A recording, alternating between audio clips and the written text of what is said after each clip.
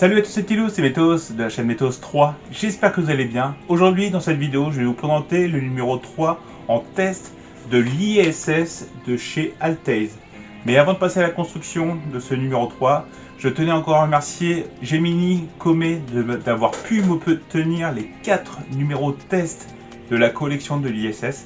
Donc Gemini, je te remercie encore infiniment. Grâce à toi, j'ai pu faire les 4 vidéos tests sur l'ISS, donc c'est gentil à toi et je te remercie infiniment, ainsi que tous ceux à qui tu as pu obtenir 1, 2, voire 3 numéros de cette collection là. Donc merci Gemini. Et autre petite chose, je tenais à faire une petite publicité sur la chaîne YouTube de Chris Collection. Donc Chris Collection, pas besoin de le présenter, tout le monde le connaît. Mais ça me faisait plaisir de lui faire un petit peu de publicité. Chris Collection, enfin Chris a une chaîne YouTube sur la construction de maquettes, puis aussi la présentation de certaines collections en phase test. Et Chris, dans ses vidéos, est assez professionnel, il est pointilleux, les vidéos qu'il fait sont de qualité. Et aussi, Chris a la particularité de pouvoir obtenir des informations sur certaines collections en avance, pour vous faire plaisir, pour vous tenir au courant. Donc si ce n'est pas encore fait, je vais vous mettre dans la description en fin de vidéo le lien de la chaîne YouTube de Chris, sa chaîne Chris Collection. Et si vous n'êtes pas encore abonné à sa chaîne, je vous invite à vous abonner à sa chaîne et à aller regarder ses vidéos, elles sont de super bonne qualité. Donc voilà, donc maintenant c'est parti pour la construction du numéro 3 de l'ISS de chez Althaise. C'est parti, go!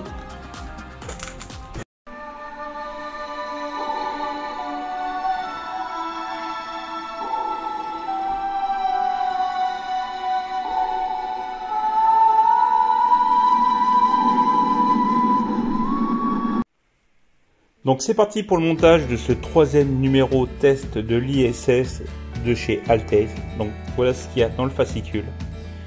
Donc premier article, c'est sur la navette spatiale au service de l'ISS. Donc je découvre comme vous. Donc en fin de compte, il explique que la navette spatiale américaine est le lanceur indissociable du programme Station Spatiale Internationale. Bien que ça ait été mis en service en 1981, c'est-à-dire 17 ans avant le lancement du premier module de l'ISS, Zarya, la navette a néanmoins permis de placer la grande majorité des modules de la station spatiale en orbite entre 1998 et 2011. Donc là, vous pouvez voir en photo le président américain Richard Nixon qui tient une maquette de cette fameuse navette spatiale aux côtés de l'administrateur de la NASA, James Fletcher, et ça se passait le 5 janvier 1972. Donc après il y a le lancement de Columbia le 12 avril 1981. Ça c'est quand même, je le dis à chaque fois, je suis chiant à chaque fois de dire ça, mais c'est quand même de super belles photos, et rien que pour le fascicule, ça vaut le coup de faire la collection. Donc après vous avez encore la navette. Donc la cérémonie célébrant le retour de la dernière navette spatiale américaine, l'Atlantis, le 21 juillet 2011. Donc là, vous pouvez voir encore James Fletcher. Donc après, vous avez le STS-88 Endeavour part pour l'ISS. Donc là, ça explique que la STS-88 est la première mission de la navette spatiale américaine à destination de la Station Spatiale Internationale. Et cette fameuse navette, il y a à son bord 6 astronautes qui s'envolent du Centre Spatial Kennedy en 1998. Grâce à cette mission, le deuxième module de l'ISS, l'Unity, est connecté au module Zarya et l'ISS prend enfin forme. Donc là vous avez les sorties spatiales, le module Unity. Donc là ils expliquent que l'Endeavour atterrit au centre spatial Kennedy en 1998 après une mission de 11 jours, 19 heures et 18 minutes. Donc là on vous montre en photo les panneaux solaires de l'ISS et là la sonde New Horizon. Donc c'est une sonde américaine lancée en 2006 qui a pour objectif d'étudier le plus lointain des corps massifs connus de notre système solaire, Pluton, qui est considéré comme une planète jusqu'en août 2006 avant d'être déclassé au rang de planète naine. Donc Pluton était avant 2015 le dernier gros objet de notre système planétaire à ne pas avoir été visité par une sonde spatiale. Donc là, la Pluton, prise en photo par New Horizons. Donc après encore des petits articles sur Pluton. Donc là, le sommeil des astronautes à la loupe. Donc là, c'est German Titov qui est le premier cosmonaute à avoir dormi dans l'espace lors de la mission Vostok 2 en 1961. Et donc je pense qu'ils ont décortiqué le cycle de sommeil des astronautes quand ils dormaient dans l'espace, voir comment ils réagissaient.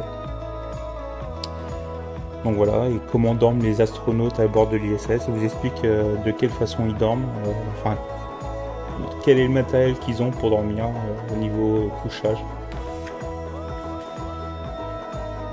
Et là un article sur Claudie Aigneret, la première femme européenne à bord de l'ISS. Donc voilà. Et pour finir, les pièces du numéro 4. Donc maintenant, c'est parti pour le montage. Donc là, déjà, pour information, ces 3 pièces, déjà, sont en métal. Et le reste en plastique.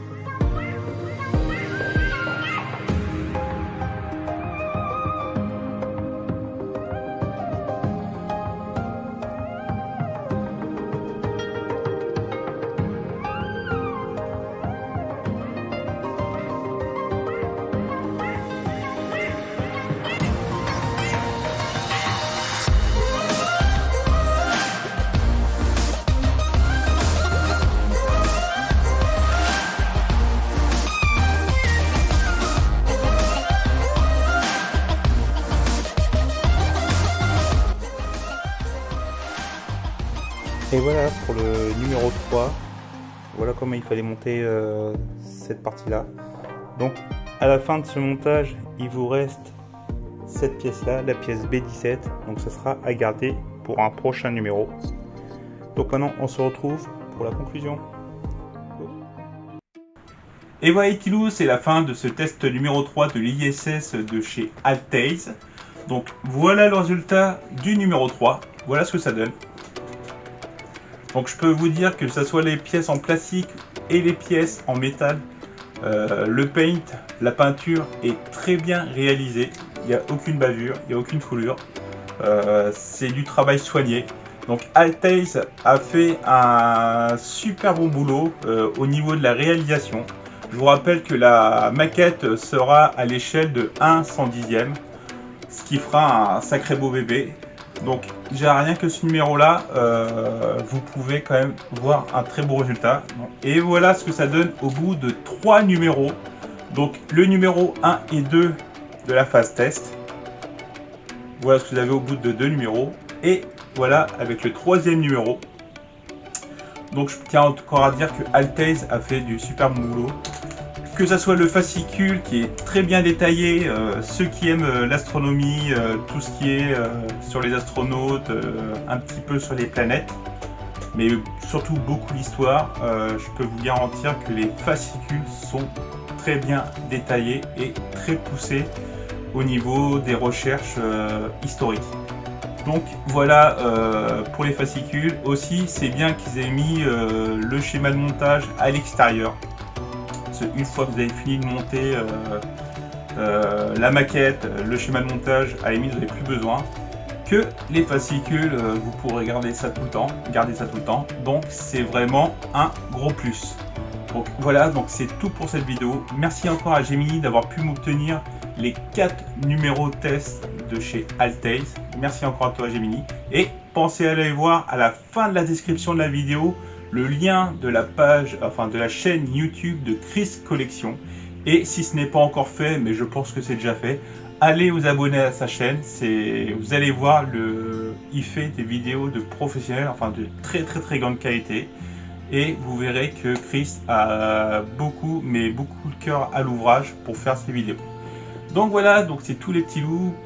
Passez une bonne journée, une bonne soirée. Et puis je vous dis à la prochaine pour la dernière vidéo test de l'ISS de chez Altaze. Ciao à tous ces petits loups.